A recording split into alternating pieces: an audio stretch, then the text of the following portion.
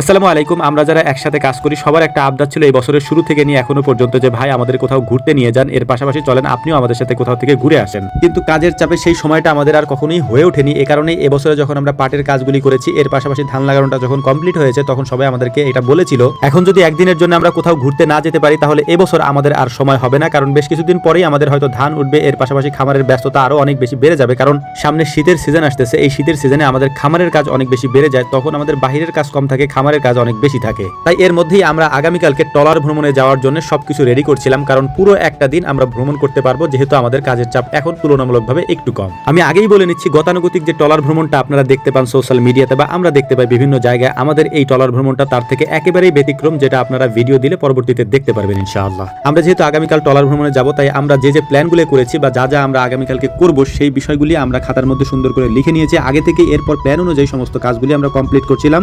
যেহেতু সারাদিন আমাদেরকে কাজ করতে হয়েছে, সন্ধ্যার পরে এই কাজগুলি আমরা করছিলাম। আগামীকালকে সকালের জন্য আমাদের যে ভ্রমণ আছে সেটার জন্য যে প্রস্তুতি আমরা নিয়েছি সেই কাজগুলি আমরা শেষ করছিলাম। কি কি কাজগুলি করছি সেগুলি আমি আপনাদেরকে দেখিয়ে দিচ্ছি বা বলে দিচ্ছি। আগামীকালকে যেহেতু আমরা যাবো, তাই আগামীকালকে কি করবো সেগুলি বাজার সদাই এগুলি আমরা আগে থেকে আজকে করে নিয়েছি, এবং রাত্রে বেলায় আমরা আমাদের গিফট প্যাকেজগুলি যেগুলি আছে সেগুলিকে আমরা প্যাকেজিং করে ফেলবো। এই গিফটের পরিমাণ অনেক বেশি, যে কারণে হচ্ছে আজকে সারা রাত আমাদের জাগতে হবে জেগে, তারপর এই গিফটগুলিকে আমাদেরকে প্যাকেজিং করতে হবে, কারণ এখানে বিভিন্ন ধরনের খেলাধুলার আয়োজন আমরা করেছি এবং বিশেষ করে বিভিন্ন সাংস্কৃতিক অনুষ্ঠানে আমরা আয়োজন করেছি, যেটা হয়তো আমি আগেই বলেছি। হয়তো আপনারা ভিডিও দেখলে বুঝতে পারবেন যে এরকম ট্রলার ভ্রমণ হয়তো আপনারা আগে পরে কখনো দেখেননি, হয়তো দেখেও থাকতে পারেন, তবে এটা একেবারেই ব্যতিক্রম। অনেকগুলি মানুষ আমরা রাত জেগে কাজ করছিলাম, যে কারণে রাতের রান্নাটা আমরা করে ফেলছিলাম। অর্থাৎ রাতে যেহেতু আমরা অনেকগুলি মানুষ একসাথে কাজ করবো, তাই রাতের খাওয়া দাওয়ার জন্য আমরা রান্না করছিলাম খিচুড়ি, এবং এর সাথে আমরা ফাউমি মোরগ দিয়েছি কয়েকটা। প্রায় 70 থেকে 80 জন মানুষের আয়োজন আমাদেরকে কালকে করতে হবে। এই কারণে আগামীকালকের যে মশলা বাটা আছে, তারপর হচ্ছে যে আগামীকালকের যে খাওয়া দাওয়ার আয়োজন হবে, কি আমাদের লাগবে সেগুলি আমরা আজকে রাতেই কমপ্লিট করে রাখছিলাম, যেহেতু আমরা আগামীকালকে সকালেই রওনা দেবো ইনশাআল্লাহ। একদিকে আমরা রাতের খাবারের আয়োজনটা করছিলাম এবং অন্যদিকে আমাদের বাকি কাজগুলি চলছিল। বাকি কাজগুলির মধ্যে অন্যতম হচ্ছে যে আমরা যে